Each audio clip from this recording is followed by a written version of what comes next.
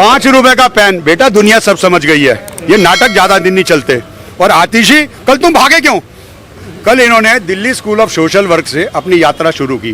वो जगह इसके घर से 1 किलोमीटर है, मैं वहीं रहता हूँ, मेरी कोठी है वहां पे। बेटा मेरे अपने पैसों की कोठी है, मैं सरकारी नहीं हूँ। और तेरे को भी मैंने आतिशी, हाँ मेरी वो बात अधूरी रह गई थी, हमारे टैक्स पेयर के पैसे पे तुम ऐश कर रहे हो बेटे, तुम ऐश कर रहे हो, ये सब टैक्स पेयर हैं, तुम आराम की खा रहे हो बैठे हुए, चर्बियां चढ़ गई हैं तुम्हारे। टैक्स पेयर का जो पैसा वो अडानी अंबानी के पास जा रहा है, दिल्ली वालों का बेटा बाहर आके काम करेगा। अजी इसके कहने से क्या होता है, ये है ही नहीं दिल्ली का बेटा, ये कौन होता है, ये कहां से बेटा आया? क्यों भाई बेटा है दिल्ली का नहीं है?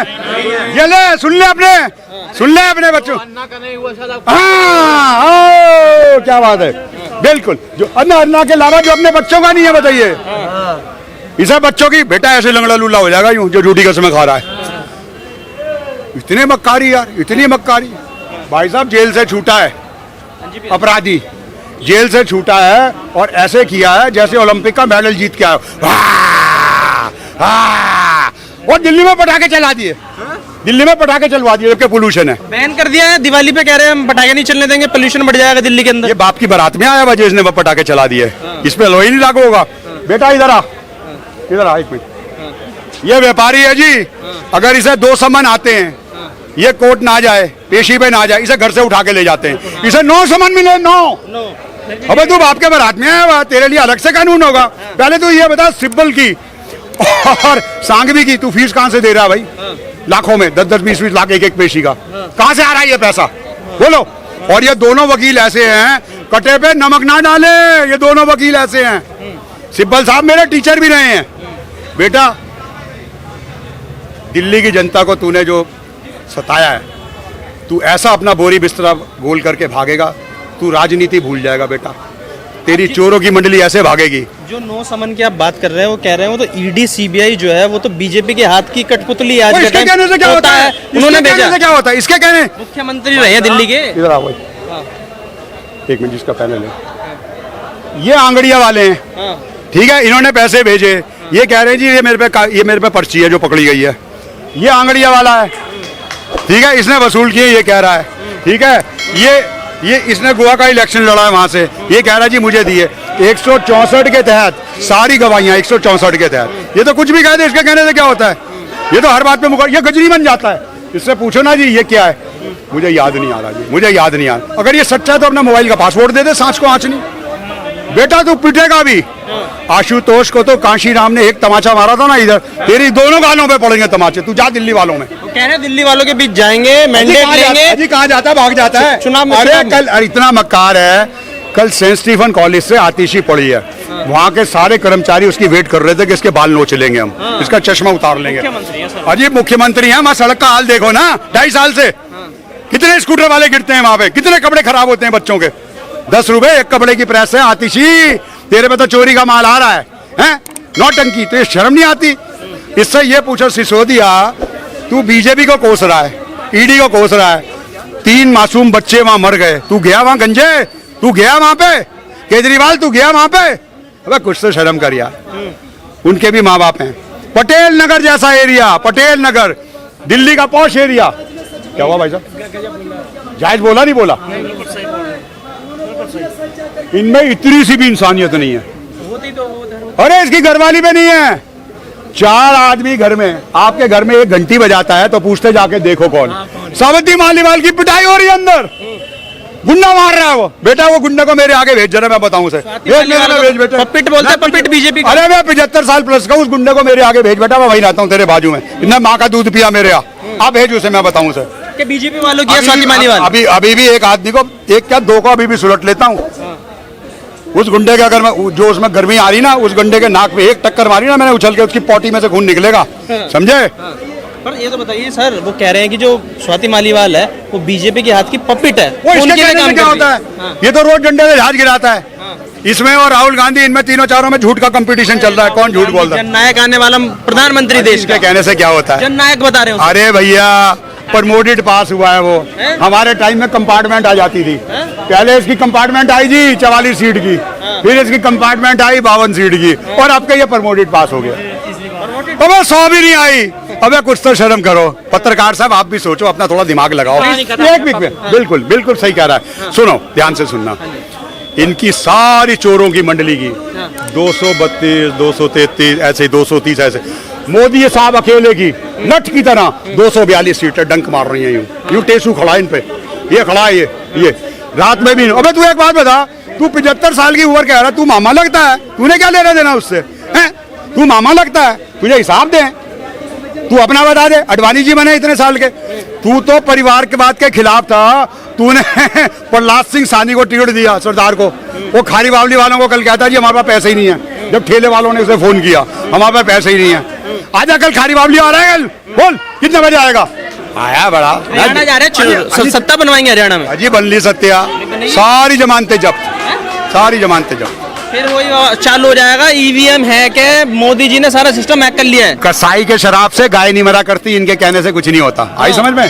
ईवीएम हैक नहीं है, कुछ नहीं होता। अगर हैक होता ना, तो अगर ईवीएम हैक हो रहा होता तो अयोध्या जी क्यों हारते मोदी जी? और 33 सीटें अखिलेश की कैसे आ तो जाती? फिर अखिलेश की सीट कैसे आ जाती? तो फिर तो सारा ले लेते ना, सारा ले लिए होते। कह रहे हैं कि मोदी जी ने सब कुछ हैक कर लिया है, कुछ काम नहीं करने देते हैं, सारा मोदी जी ईडी सीबीआई विपक्ष के ऊपर छोड़ देते हैं। और ये सारे ऐसे ही बोलेंगे, ये चोर है सारे, मिले जुले ग्रुप है, जितने गठबंधन वाले हैं ये कुछ नहीं करते, ये सब चोर है। राहुल गांधी युवा नेता अपने आप को प्रेजेंट कर रहे हैं, कह रहे हैं हम प्रधानमंत्री बनाएंगे राहुल गांधी को, कह रहे हैं लोगों की आवाज उठा रहे हैं। वो पप्पू है भाई साहब, जीवन में नहीं बन सकते हो। पप्पू नहीं है वो, बिल्कुल पप्पू है, पढ़ा लिखा है।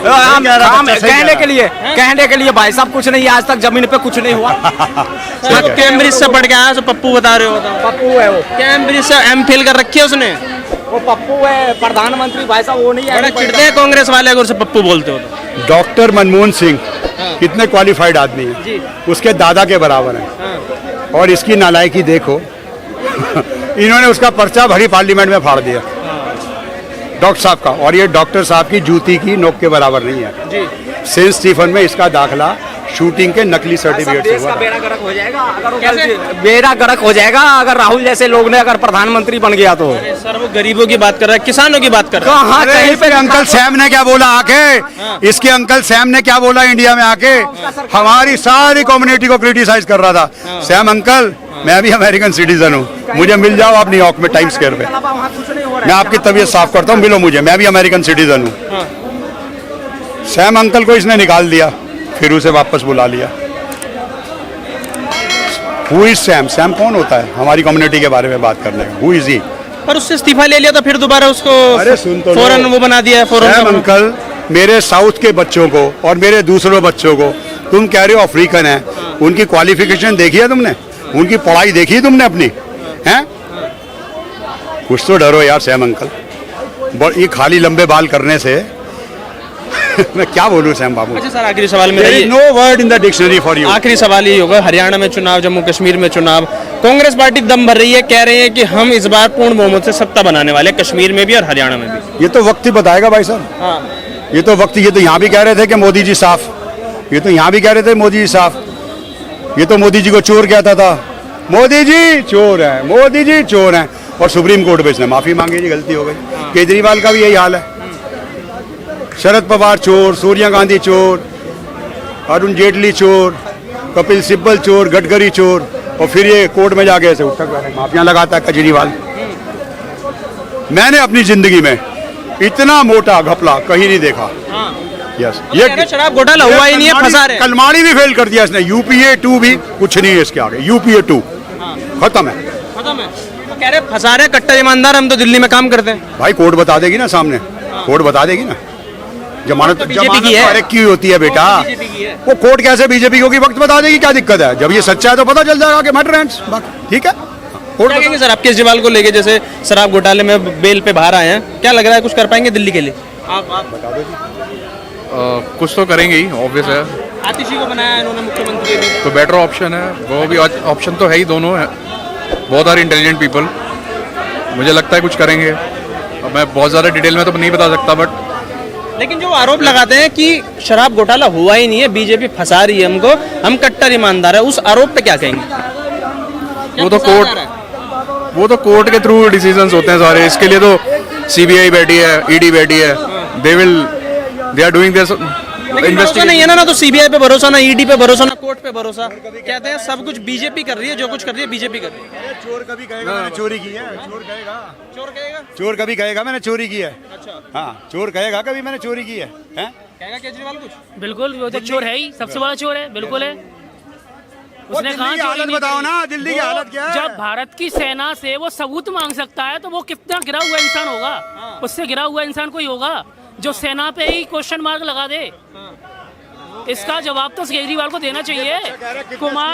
कुमार विश्वास उसकी पार्टी में थे, उन्होंने पार्टी छोड़ी किस वजह से कि इन्होंने क्वेश्चन मार्क लगाया था भारतीय सेना के ऊपर, जिसके दम पर उन्होंने पार्टी बनाई थी। अन्ना हजारे जी ने कहा कि मैंने इसको अभी की न्यूज में उन्होंने कहा है कि मैंने इससे मना किया था कि पार्टी बना के भूल कर रहे हो, आज वही पछता रहा है। देखो एजुकेशन सिस्टम तो दिल्ली में इम्प्रूव हुआ है और हेल्थ। ओ भाई साहब, कितने बच्चे फेल हो रहे हैं? Sorry, you know nothing about Delhi. 52,685 एक बच्चा फेल हुआ है 9वीं में। सर, 10वीं में 88,000 बच्चा फेल हुआ है, और कई लाख फेल हुए हैं। और सुन लो, अगर दिल्ली के स्कूल इतने ही अच्छे हैं, एक भी विधायक का बच्चा बता दो जो स्कूलों में पढ़ रहा हो, एक भी बच्चा अगर पढ़ रहा हो।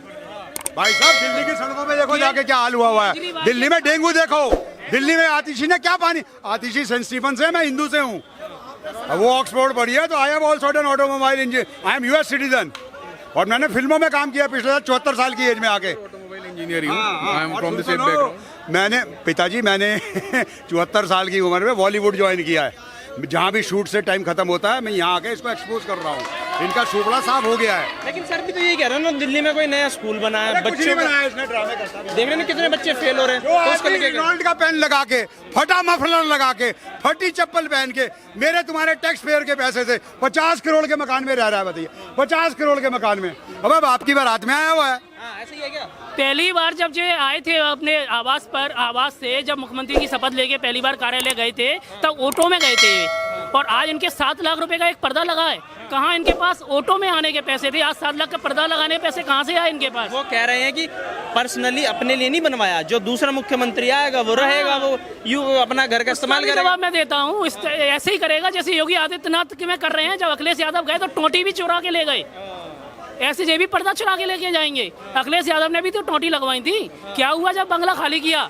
टोटी चुरा के ले गए ना, वो टोटी चोर बन गए या पर्दे चोर बन जाएंगे? आप उन्हें टोटी चोर कह रहे हैं, एक को शराब घोटाले का आरोप भी बता रहे हैं, वो सब कह रहे हैं कि मोदी जी ने ना सब कुछ हैक कर लिया है, कुछ होने नहीं दे रहे। ईवीएम हैक है, चुनाव से पहले आतंकवादी हमला हो जाता है, खुद बीजेपी की सरकार करवाती है। इसका जवाब मैं दूंगा। बिल्कुल मोदी जी ने सब हैक किया है, ऐसे हैक किया है कि इनकी जो योजनाएं चल रही थी ना, जो इनका घोटाला चल रहा था, उन घोटाला को बंद करके वो हैक कर दिया है। रही ईवीएम की बात, ईवीएम की इस चुनाव में क्यों नहीं कहा ईवीएम हैक है? जब नतीजे आए, जब ये 99 पे पहुंच गए, तब हैक नहीं है। कर्नाटक में इनकी सरकार बन गई, वो हैक नहीं है, और जहां जहां इनकी सरकार बनी है वहां हैक नहीं है। जहां इनकी सरकार नहीं बनी वहां ईवीएम का घोटाला है। ये कौन सा ईवीएम होता है?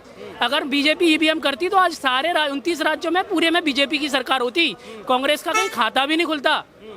अगर बीजेपी अगर ईवीएम हैक करती तो आप बताइए, और जगह कैसे सरकार है? अगर हर जगह हैक कर लेंगे तो फिर पता चल जाएगा, शक ज्यादा बढ़ जाएगा। कह रहे कहीं कहीं अपनी सरकार रखते हैं, कहीं कहीं विपक्ष की सरकार रखते हैं। उनकी बातें मान लिया तो कम से कम वो इतना तो करेंगे, इतना तो मैथ लगाएंगे अपने दिमाग में, कैलकुलेशन करेंगे कि 272 तो हमें जीतना है। 272 के लिए तो सेट करेंगे ना ईवीएम। क्यों नहीं कर पाए 272 पे सेट? क्यों 240 आ गए? अगर ईवीएम हैक होती तो 272 नहीं 300 पार होती। ईवीएम हैक नहीं थी, उसकी का प्रूफ तो है, इसीलिए तो इस चुनाव में वो ईवीएम का नारा नहीं लगा पाए। नहीं, उनकी योजना तो थी पहले से ही कि अगर हमारी सरकार नहीं बनती है, भाजपा अगर 300 से ऊपर जाती है तो हम ईवीएम चिल्लाएंगे। ईवीएम का चिल्लाने का नतीजा ही नहीं दिया उन्होंने। ईवीएम कहाँ से चिल्लाएंगे? अच्छा ये बताइए, आपको मोदी जी पे इतना भरोसा है, कह रहे हैं मोदी जी कोई काम नहीं कर रहे हैं, कुछ कर नहीं रही है देश के अंदर, सिर्फ अडानी अंबानी को अमीर बना रहे हैं, बाकी गरीब होता जा रहा है। 80 करोड़ लोगों को राशन बांट रहे हैं, तो कैसा देश तरक्की कर रहा है? जब 2014 तक कांग्रेस की सरकार थी मनमोहन सिंह जी की, तब तो अंबानी शायद यहाँ पर कटोरा लेके भीख मांगते होंगे, जब तो उनके पास कुछ था ही नहीं। और बाड्रा क्या करता था जब 2004 में इनकी सरकार थी? तब बाड्रा के पास तो कुछ नहीं था। 10 साल में बाड्रा कहाँ पहुँच गया? और अंबानी तो इंदिरा गांधी के साथ डाइनिंग टेबल पर को खुद खाना खिलाती थी इंदिरा गांधी अपने हाथ से। जब तो वो क्या अंबानी नहीं करती थी? रही इनकी बात तो ये तो इसलिए कह रहे हैं, इसलिए चिल्ला रहे हैं क्योंकि इन्होंने तो अपनी ज़मीनें दानों में दी हैं दूसरे देशों को। कश्मीर दान में दिया इन्हें पाकिस्तान और चीन को, अरुणाचल प्रदेश दान दिया इन्होंने चीन को, और इल्जाम लगाते हैं मोदी पर कि मोदी कुछ कर नहीं रहे हैं, ये कुछ कर नहीं पा रहे हैं, इसलिए ये मोदी पे इल्जाम लगा रहे हैं कि इनको दान में देना है। अभी तो अगर ये सरकार आ गई तो ये कुछ और जमीन पाकिस्तान को दे देगी। अरे सर, आप क्या कश्मीर की बात कर रहे हैं? राहुल बाबा जा रहे हैं, कह रहे हैं कश्मीरी मेरे दिल में बसता है। मोदी सरकार के समय में कश्मीरियों के साथ जितने जुल्म हुए हैं वो जुल्म हम नहीं होने देंगे। हम कश्मीरी भाइयों के साथ स्टेटहुड का दर्जा दिलवाएंगे, 370 को वापस लेके आएंगे हम। 2019 से पहले कभी राहुल गांधी गए कश्मीर में यात्रा करने? जैसे इस बार उन्होंने कश्मीर से कन्याकुमारी तक यात्रा करी थी, जब 370 धारा लगी थी। उससे पहले कभी कोई कांग्रेसी गया यात्रा करने?